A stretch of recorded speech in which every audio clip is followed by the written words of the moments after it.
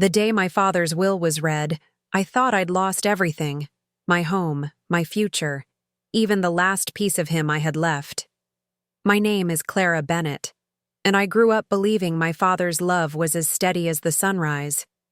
But when the lawyer slid those papers across the mahogany table, my brother's grin said it all. He'd won. Every acre of land, every family asset, even the old farmhouse that carried my childhood laughter, gone, all to him.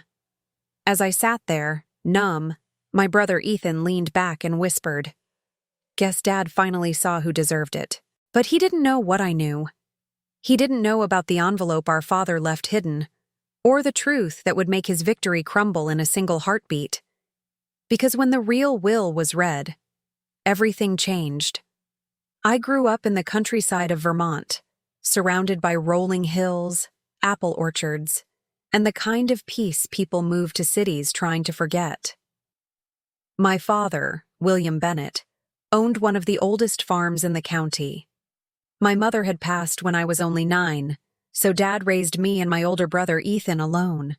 Ethan was always the golden child, athletic, charming, good with people.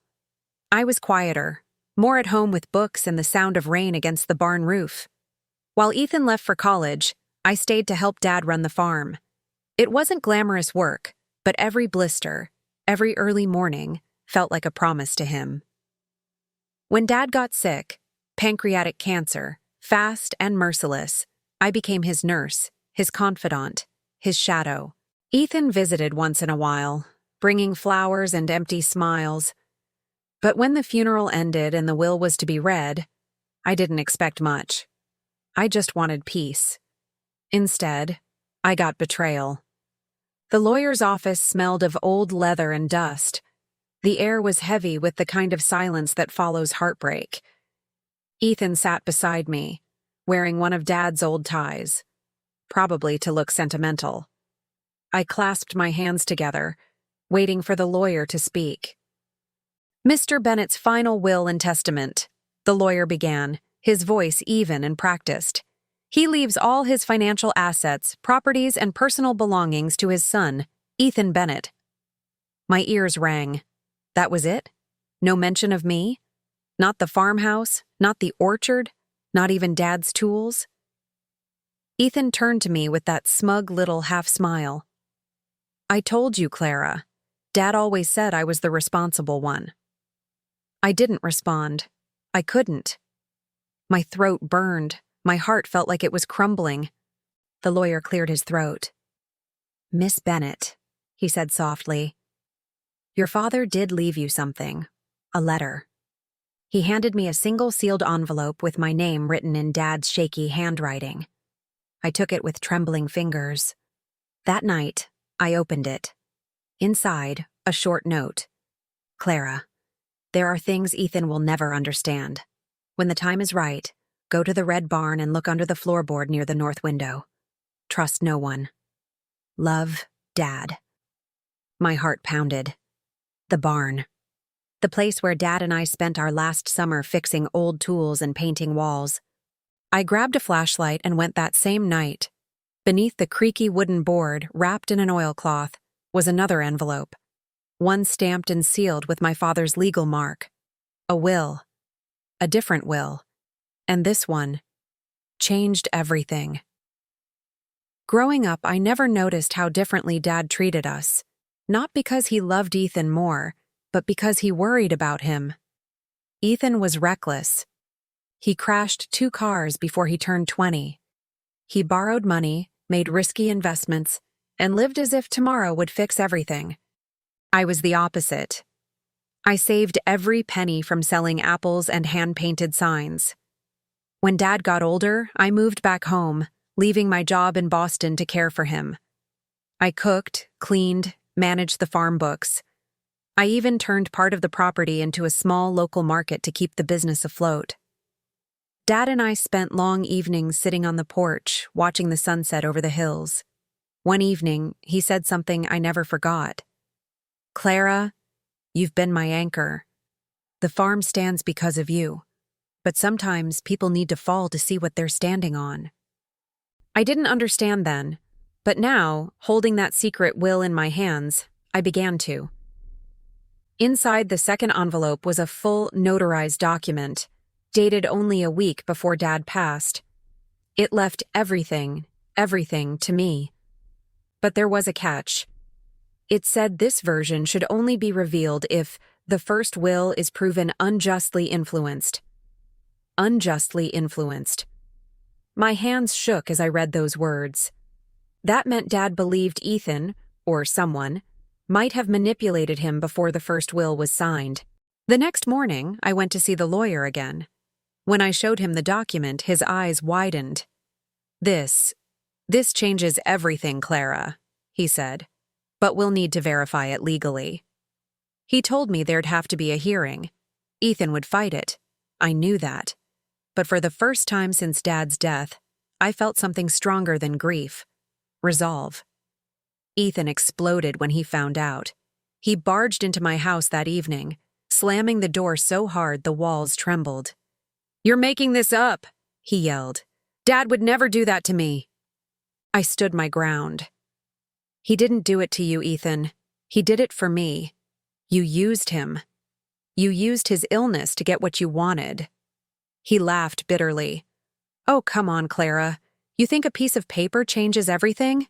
Dad chose me. You were just his little helper." His words stung, but I stayed calm. "We'll see what the court says." He stormed out, muttering threats, but I could see fear in his eyes. The following week, the hearing began. The lawyer presented both wills. The judge examined the signatures, the dates, the witnesses.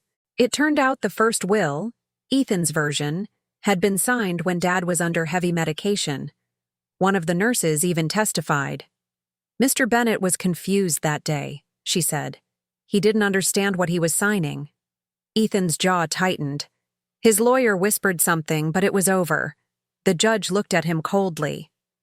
"Mr. Bennett, this court finds that your father's final valid will is the one dated July 18th. Therefore, all estate holdings are to be transferred to Miss Clara Bennett." Ethan went pale. He didn't even look at me. For a long moment, I couldn't breathe. I'd won. But it didn't feel like victory. It felt like justice finally took a breath. After the ruling, Ethan disappeared for weeks. The house was quiet. Too quiet. I spent my days sorting through Dad's belongings, his worn-out flannel shirts, his gardening gloves, his books filled with scribbled notes. One evening, as I stood in the barn, I found an old tape recorder tucked behind a beam. When I pressed play, my father's voice filled the room. "If you're hearing this, Clara, it means Ethan's done what I feared. But I want you to remember, this farm isn't just land. It's legacy. It's love built through generations. Don't let bitterness grow where kindness once lived." Tears streamed down my face. Dad had known everything. He had seen the greed in Ethan long before it surfaced. A few days later, Ethan showed up again, unshaven, defeated. "I came to get some of my things," he said quietly. I nodded, letting him in. As he gathered his old boxes, he stopped and looked at me. "You know," he muttered, "I thought Dad loved me more because I was like him, confident, ambitious. But maybe I was just like him in all the wrong ways." I didn't say anything. There was nothing left to argue. When he left, I watched from the porch. The sun dipped low, painting the sky gold and crimson. For the first time in months, I felt peace. The next morning, I donated part of the inheritance to rebuild the town library, Dad's favorite place. The rest I poured into restoring the farm, turning it into a sanctuary for local families and children. People said I was generous. But really, I was just honoring Dad's words. Don't let bitterness grow. Months later, life found its rhythm again. The farm thrived, the orchard bloomed brighter than ever, and laughter returned to its fields. Ethan wrote me a letter, short, hesitant. "I'm sorry. I don't deserve forgiveness, but I hope someday you'll visit. I'm trying to start over. Thank you for not destroying me when you could have. I folded it carefully and kept it in my father's desk drawer, because even after everything, he was still my brother. Every Sunday, I walked to the old oak tree behind the farmhouse where Dad was buried. I'd sit there with a thermos of coffee, just like he used to, and talk to him about the week. One afternoon, I brought the tape recorder. I played it again, the sound of his steady voice filling the open air.